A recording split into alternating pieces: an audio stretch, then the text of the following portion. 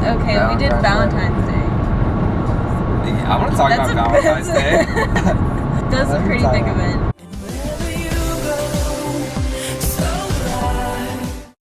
So, Valentine's Day 2015. Alright, so this is basically 2 weeks after we started dating, 4 weeks after we met.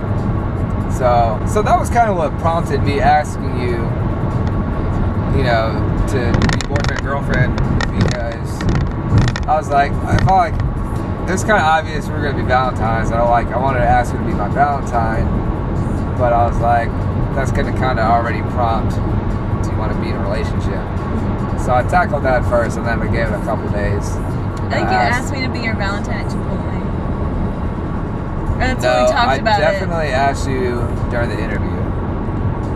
We talked about being Valentine's at Chipotle. I was like, oh, just let you know. Yeah, so she was like, she like really prompted it. That was like, we're gonna be Valentine's, like, ask me sometime. She was like, yeah, because she was like, oh, just so you know, the 13th and the 14th I have off of work if you're gonna do anything. And I was like, all right, good to know. Just throwing that in there. Yeah, so I really wanted something to do, because, you know, like, I live for the adventure, and I like to do adventures, go on adventures with people. And so I really didn't want to, like, just get some flowers, because, again, we didn't really know each other that well, and I don't want to be, like, super romantic. I didn't want it to be, like, a very intimate thing. I wanted to be, like, you know, the beginning of a relationship. You know, I wanted it to be something fun, you know, something memorable, something, you know, relationship-ish, but maybe not as traditional as dinner and flowers and chocolates or whatever. And so, take to the good old Groupon and see what kind of things they had. It was like a clay shooting, like ski shooting, Groupon. And maybe you said we talked about guns before and you had shot before. Yeah, and you talked about it. I was like, yeah, and I was like, oh, like, it's something I've always wanted to do. My friend John did that, had a great time. Like, do you want to do that? And I'm like, totally on board. I was like, awesome. Like, it's cool.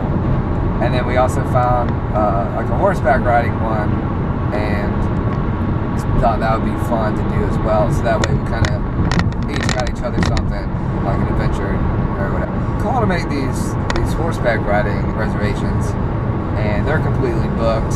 So we didn't get to do that, but we rescheduled for a later date. But we did get to go to the clay shooting, which was down in Fuquay. We get there, we sign a couple papers, give them our license, they hand us a gun. Like, go for it. And they're like, go grab a golf cart. Yeah, they actually almost didn't let us on the course, like, because it was like 3:15 or something, and they're like, oh, we don't let anybody on after 3. I was like, bro, what the heck? Like, it's still like, there's a lot of daylight left, like, it'll be okay. Yeah, so he let us on though. Yeah. So they're like, just take this stuff, take a golf cart, go down this road, and we'll meet you there. Had like a 3-minute briefing of like safety and all this, and how to work the thing. Yeah. And they just let us go. Like, I had never shot a shotgun before. I've shot like a 9mm like one time. Shotguns are something completely new, and so I was like, cool. We're just gonna jump right into the fray here. We're gonna go shoot some guns. So after they showed us everything about like safety and all this, they just pieced out. We got like 4 shots each station. I think we got 50 shots each, right? Yeah. Of those 50 shots, we probably hit like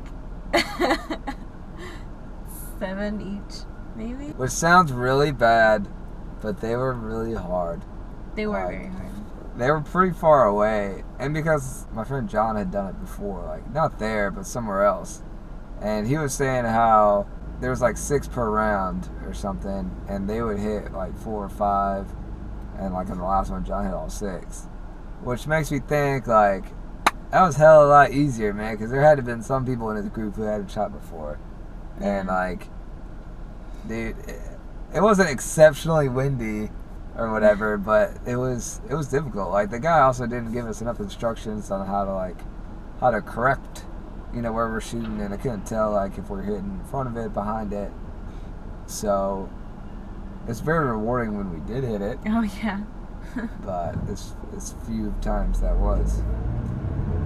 So, but I mean, it was fun overall, and it was like it was different and unique. That morning beforehand, I actually had to work. Kirsten was like, "Let me know like when you pull up." I was like, "All right." And so I get home and I text her. I'm like, "Oh, I'm here.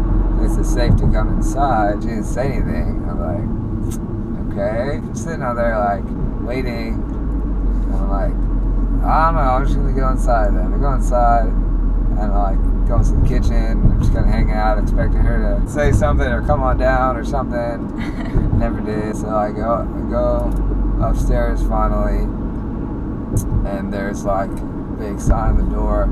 So it's like all started with a wink. And I said, "Come inside, close the door, look behind it." And it was like this awesome scavenger hunt little deal of like signs of the last few weeks of like big events and moments and things like that. It was like super sweet and adorable, and like in the bathroom she had this big heart of sticky notes of like all the things she liked, and just so mushy and wonderful. And even though earlier he said he didn't want to do anything like romantic or mushy for Valentine. That's true.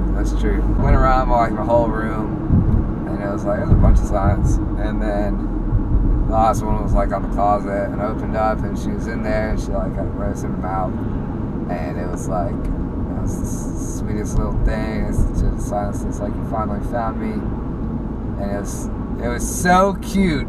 I can't get it across enough. I saved all the things. It was scrapbook of that, man. Like it was like it was like I was the girl on Valentine's Day, right? And it was just so cool. Like no one's ever done anything like that for me for Valentine's Day. And usually Valentine's Day is about the girl, and to make me feel like I was special was so nice. And it was like best Valentine's Day ever, like by far. Thinking about it now, man, it's like, dude, that was so good. That was so good. Yeah. Oh, dude. So dinner. So I made you dinner, and I was planning for like. So I wanted to make her dinner. I don't want to go out and deal with reservations and traffic and all that stuff. And so we kind of had this cooking thing going on, and so I really want to cook something for her. And I was like, I wanted to find, of course, like the perfect meal to cook, and it was like, I don't have a lot of experience in cooking anything, and so I'm like, spent like 2 weeks trying to find something to cook, and I'm like asking a bunch of people at work, and all my friends, and I'm like, should I cook her? And I don't really like any of the suggestions, and I wanted something, again, to be kind of unique and memorable. And so I'm thinking, I was like, all right, what are the stipulations here? And I was like, all right, I know she likes cheese. I was like, I'm trying to get something with some cheese in it. And, chicken's always safe. I have experience cooking chicken, so I know when it's done. Chicken cheese, that's the guy. So, yeah, I found this recipe for garlic cheddar chicken, and it was so good. It turned out really well, and I was really excited, and I was very pleased. I was very, very pleased with that dinner. Yes. It was so good. The potatoes were good too. Oh yeah, I made some roasted red potatoes. But yeah, that was fun. That started kind of a cooking endeavor. And we cooked a lot of meals over the subsequent weeks. And since then, I haven't really cooked anything. We did make some amazing pork chops. Those pork chops, right? Dude. Those are so good. Oh my gosh, these pork chops though. So like a couple of times, Kirsten like came over Friday night, like I've been at work, she'd come home and like start making dinner. So I was like, all right, like I'm gonna cook you a dinner, just because I guess I didn't really want to cook chicken. Like I don't want to do steak, and I was like, all right, like pork chops, you know, that would be something different. And so I found this recipe, and it was like, I don't remember exactly what it was. I have to find it.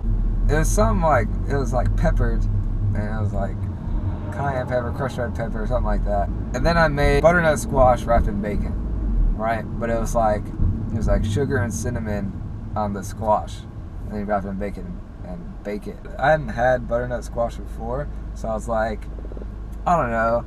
But these pork chops were in like this sauce that was maple syrup and orange juice, and I was like, bacon would be a great side with that. So I was like, bacon, squash, you know, maple syrup, orange juice, pork chops. What a great combo, right? And so I make it, and everything turned out really well. Super well. The pork chops might have been a little over seasoned, so that was just. In my defense, the recipe did say generously coat the pork chops, which I did. A little too generous, I guess. I don't know. But the combination of those two was probably the best meal. Well, yeah, by far the best meal I've ever made. But like, it was so good. It was so memorable.